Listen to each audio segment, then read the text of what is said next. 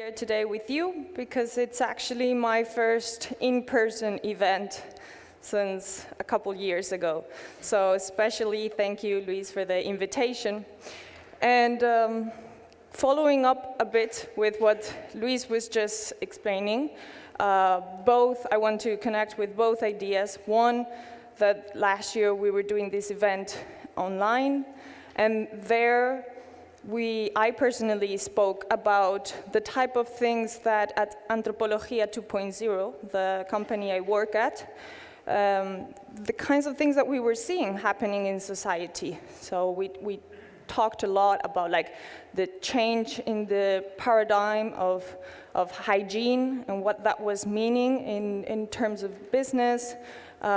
We talked a lot about the differences between physical distancing and social distancing and how that was going to bring us a mental health bill.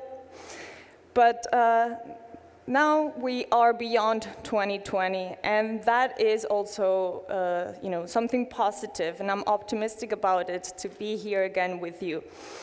So now we're entering a different stage, and again connecting with the idea of limes that Luis was proposing and the god of Llanos, I wanted to also talk about liminality. And that is precisely why the presentation is called Living in Liminal Times.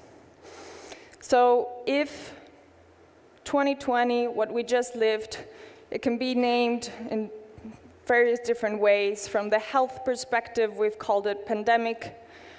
From future foresight, for example, we tend to call it a black swan. Well, I think that the times that we're living now, in anthropological terms, could be called liminal times, right? Liminality. And let's see if I'm hitting white. This is because I lost my skills. Bear with me.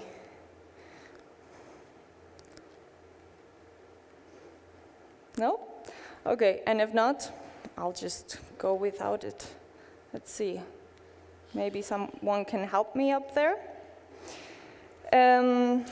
So anyhow, the term liminality, which is where I'm going to put the focus on the presentation today, comes from a French anthropologist called Arnold van Gennep, who in 1909 wrote the book, The Rites of Passage. In that book, Arnold van Gennep was examining different rites of passage that are pretty universal. Every community that anthropologists have studied have some kind of rituals that help individuals go from one stage to another one, whether that is going from childhood and puberty to adulthood, for example, right? And having rituals that standardized what is expected from the individuals at each moment really helps to have a structured transition. And so we see that structure in many different rituals. Of course, the most classical ones are always interesting. Okay, here. Thank you so much. So, stages that Arnold van Gennep presented when he talks about liminality. So first, the individual is going through kind of a path. No? There's a certain path dependency in the sense where things go as usually, right? And then we don't even question too much how things are working, right? That could be, in our world, business as usual. That's what we talk about, no? That's when things are more or less normal, so we can track the trends and the little changes. But then, in terms of the framework that we're going to be sharing with you, then there comes a moment of separation. So in terms of rights, there's a moment where the individual is separated from the community. The individual enters a moment of liminality, which is that space that we're going to be talking about. In that period, in that stage, individuals are dispossessed from their attributes, from their identity. And structural norms in the community are somehow blurred. And after that period of liminality, which is a period of transformation, there's a moment of integrating back into the community, but not back into the same scenario. After a period of liminality, we cannot go back to normal. We can only go into a new scenario. It's a new reality. So I always like to put some tribal example, because people tend to really like it. So for example, the Tiv community in West Africa, when their leaders when the male of the community is going to turn into a leader, they go through this very interesting rite, where first they separate this person in a cabin. And for a weekend, and that's the liminal period, that weekend, for a weekend, this future leader is tied to a chair in that cabin. And everyone from the community who wants to complain about something, who is angry about something, who wants something to improve in the community, can go into the cabin and tell this person who's tied and is forced to listen. And they can tell, they can yell, they can scream. There's even records about people like throwing urine to this person. Like, it gets really wild during that liminal phase. Remember, there's no like structure, normative. So, people can, kind of do these things, And after that weekend, after having heard everyone in the community, their complaints, their fears, their angers, needs, then is when that person is ready to come back to the community. But if you think about it, it's not coming back. It's actually a new person. In that process, it was a young male who entered the cabin, and coming out is a new leader. This type of structure, we see it with all kinds of rites, so even rituals that you are more familiar with. So for example, marriage, there's a certain separation when there's an engagement. The liminality is that period where you're neither single, neither married, and then there's like an integration and becoming a new. Or traveling. Traveling is often viewed through this lens as well, where you can understand airports. When you go to an airport, it's a kind of separation, and think about how airports are located in the cities, always like very separated, isolated as well. They are called actually non-places by some anthropologists. Then there's a period of liminality in the flight. For example, it could be, right, where you're neither here nor there. And then there's a moment of integration, arriving to this new destination, right? Well, I think we are currently living on a liminal stage. And liminal stages, as you've seen in these examples, can be something for a few days, a few hours, but it can be months or even years. And I think that this liminal stage we're living on, it's gonna take a few years. I think we're actually just entering now this stage, and it will take still a few years. So I think it is worth taking a deeper look and thought of what it means, this new stage that we're gonna be living on. So going back into the structure, of course, we all recognize what the separation was, in terms of COVID. We had one of the most incredible lockdowns in human history, really. We've lived to, something like with few unprecedented moments in human history. Because yes, there's been all kinds of different confinements. If we look at the history books, we've had people imprisoned also. We've had concentration camps. We've even had like social experiments where we confined people in boats in the seas. All of this we've already seen, tested, observed. But never before did the confinement happen simultaneously at a global scale, practically. with a few exceptions, but majorly everywhere in the world seemed to stop, and everyone was separated from their families, from their acquaintances, from their job places, from their, from everything.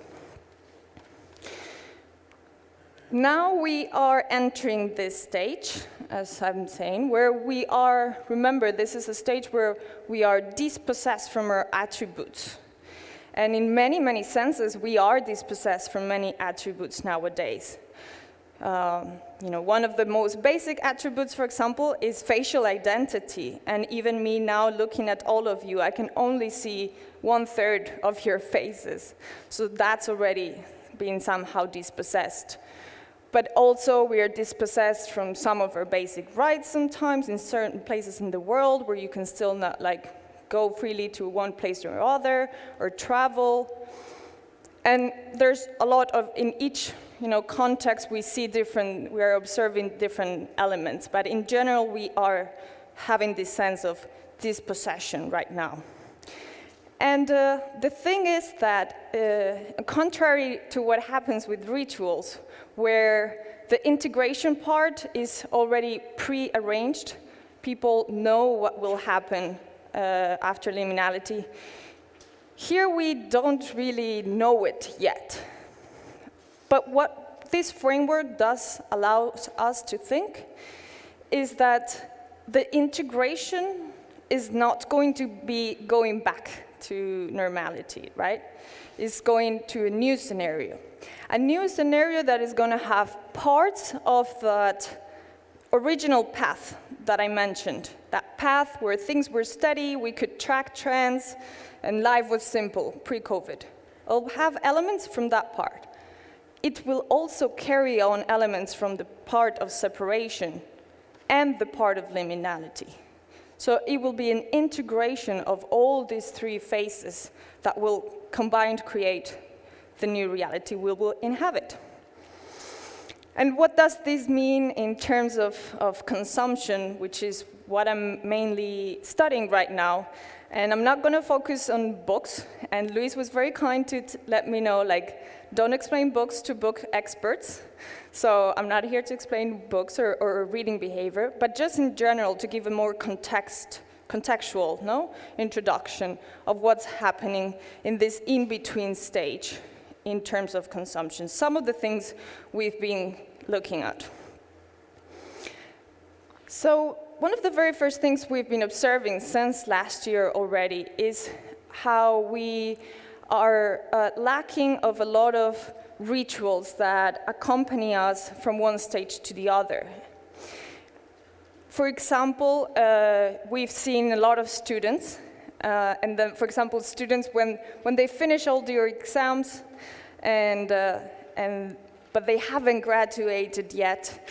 Again, they're in that liminal stage, right? They're not students anymore, really, because they're done with exams and everything. They're not quite finished with the university also, right? They're in this liminal period. And it's the graduation ceremony, for example, that ritual that allows them to really feel like, that process has been accomplished, finished, and now they're on to the next thing. So we've been talking a lot with students, doing some student experience research, and we've been sensing a lot this, how this has been dragging them and making them feel more insecure, less prepared, more lost, is this sense of loss of structure that is really leaving them somehow, feeling with all this ambiguity, right? Then there's all this mixture. So in terms of fashion, we've seen a lot of very interesting things in the last years. For example, in terms of rituals also, the first thing we saw last year was that especially women stopped doing the morning ritual, where the morning ritual, was doing makeup and putting the dress and the high heels and all these things. That immediately stopped very quickly in 2020.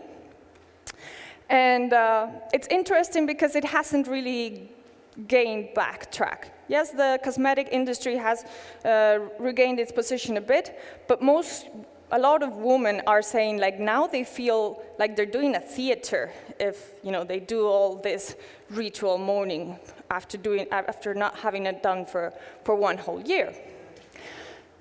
Also, in terms of clothes, we saw that, who hasn't done a Zoom call wearing a shirt and pajama pants? If you haven't done that, you've missed out, but everyone did that last year. So people have accustomed to this kind of comfortness in the fashion, and now in this liminal phase, we're starting to see the increase of this tendency, which is athleisure, which is a combination between these athletic clothes, kind of comfortable yoga pants, etc., with we're not wearing it for doing sports. We're wearing it to go to work, or to go to do the grocery shopping, or just to be lounging out with our friends, right? So this is, again, the mix of these two, the ambiguity is very fitting into this very moment. The other mix that we are seeing a lot is, of course, everything that has to do with phygital, and this was one of those tendencies that we were already seeing before the crisis, but that now it's regaining, more meaning, it's gaining more sense as it's adding elements from the other two phases, right? So, for example, specifically, we've been looking a lot on shopping malls. And what are shopping malls going to do in the future? How are they going to transform now that we all have a shopping mall on our pockets, literally? I have here all the brands, I can compare all the prices, I can shop directly from my phone, and it'll arrive to my home tomorrow. So what is the added value of a shopping mall in this liminal stage now? It's going to have to be repurposed, right? And it's going to have to make use of all this phygital and omnicanality to be able to allow me to integrate my digital experience with the in-person experience that they are going to provide me when I go to the shopping mall. Has to be something differentiated, right? Well, the same goes with the libraries. And this is something we did already talk about last year briefly, the bookless libraries, those libraries that won't have books in the future because, for example, Job Hawkins' library went totally bookless library because they realized they were having many, many more downloads of pieces of work than people actually going and taking them physically. So they said, okay, well, let us repurpose our physical space and let us improve our digital infrastructure so that we can provide these services to the community. And connected with phygital, of course, everything that has to do with technology. Again, something that we've been tracking from before, but now we see this panoptic effect, in the sense where the technological surveillance gained a lot of traction last year. We became more and more accustomed to everything's teleworking, telehealth. Telehealth consumers and people in general were more hesitant about it pre-pandemic, and of course now it's here to stay. So we see how this has introduced in our domestic, private lives in an unprecedented way. And we see that it's even leading us, of course, with the recent announcements of the metaverse. But metaverse has been already being developed for more than a decade. It is not something new, but of course now it's very hot topic. So what we are seeing is that we've gone from the stage where being addicted to technology was something problematic, something that we were telling that teenagers were addicted to it. In the midst of the crisis, being constantly with the technology was not only acceptable but expected. And now it seems, as we move forward, that we're gaining more and more traction towards non-presential experiences. So we might be seeing a lot more of this. This picture is from San Francisco, not Spain, but I just think it really catches that idea. So just to close up, just wanted to invite you to reflect a bit on this concept. Whatever your stake is, whatever your business, your tasks at hand, I think thinking of this framework and thinking that this liminal phase that we are in now is going to last at least a few years, it's going to be helpful.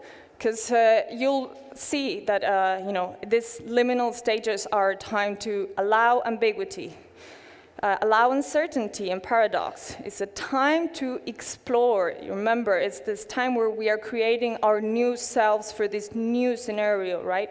So we have to be hunting for opportunities and adjusting ourselves, preparing, redirecting ourselves for that new scenario. And just wanted to leave you with a quote by Victor Turner, who's an anthropologist who also studied a lot this concept after Arnold van Gennep, who says that liminality as a framework is not only good to identify the importance of the in-between periods, but it's also to understand the human reactions to liminal experiences, the way liminality shaped personality, the sudden foregrounding of agency, and the sometimes dramatic tying together of thought and experience. So how are you going to let liminality affect you? Thank you very much.